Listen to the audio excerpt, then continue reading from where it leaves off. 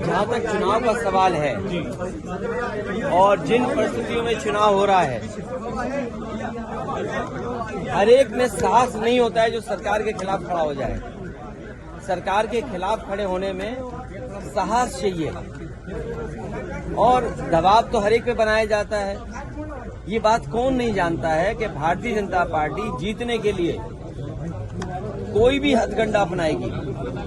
जिस भारतीय जनता पार्टी ने चंडीगढ़ में बेईमानी की हो, बैलेट से जब वोट पड़ा, जीतने के लिए उन बैलेटों को किस तरीके से बिगाड़ा गया, किस तरीके से वोट खराब किया गया, और अधिकारी के माध्यम से उस समय अगर सीसीटीवी न होता और बैलेट से वोट न पड़ा होता तो शायद भारतीय जनता पार्टी को इस तरह से बदनाम होते हुए नहीं कोई देख पाता।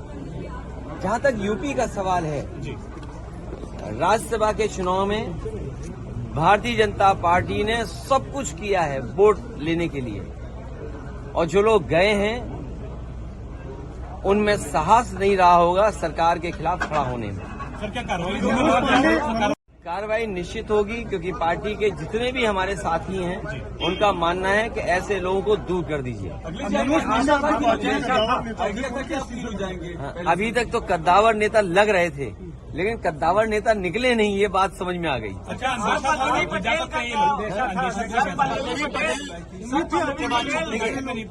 मैंने आपसे कहा कि सरकार के खिलाफ वोट डालने में साहस की जरूरत है, साहस की जरूरत है।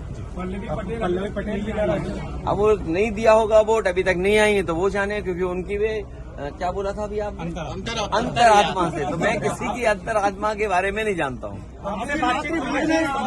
मेरी अंतरात्मा के बारे में किसी के नहीं मैं जानता हूँ।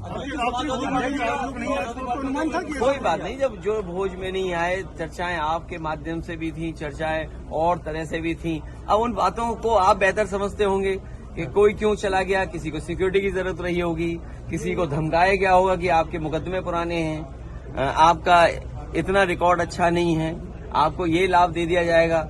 सुनने में तो बहुत कुछ चीजें आ रही हैं, सुनने में तो पैकेज के बारे में भी आ रही हैं। वो बात समझ में नहीं आ रही कि वो पैकेज छोटा था कि पैकेज बड़ा था। भैया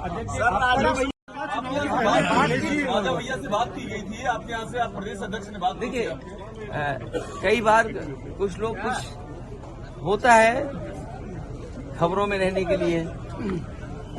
क्या लगता है देखिए, लोकसभा चुनाव जो उत्तर प्रदेश का होने जा रहा है, वो उत्तर प्रदेश की जनता देख रही है। क्या वो नौजवान जो दौड़ाए जा रहे हैं, जिन पे लाठी पड़ रही है, क्या वो भूल जाएंगे भारतीय जनता पार्टी को? जो लाखों लाख नौजवान परीक्षा दे करके घर लौटा, किराया कहाँ से लाया था, खाने पीने का इंतजाम क्या किया था, कैसे वो रहे थे, कैसे परीक्षा लिखी, और उसके बाद पेपर आउट हो गया, लीक हो गया पेपर। सरकार ने लीक कराया, और सरकार, मैंने पहले भी कहा, फिर कहता हूं, सरकार ने अगर पहले ही जब लीक हुई थी परीक्षा, उसी समय ठोस कदम उठाए होते तो शायद नौजवानों को इस तरह के दिन नहीं देखने पड़ते। क्या इलाहाबाद में नौजवानों पे लाठी नहीं चली? 69,000 के नौजवान जाने कितने दिन से बैठे हैं, अपना आरक्षण मांग रहे हो, अपने साथ न्याय हो जाए उनके साथ, कितने सालों से इंतजार कर रहे हैं। यहीं पर लखनऊ में आप बुलडोजर लेकर के गरीबों का घर उजाड़ रहे हैं। ये लोग जो जब क्षेत्र जाएंगे तो शायद जनता का कैसे फेस करेंगे, हम ही लोगों को नहीं फेस कर पा रहे हैं।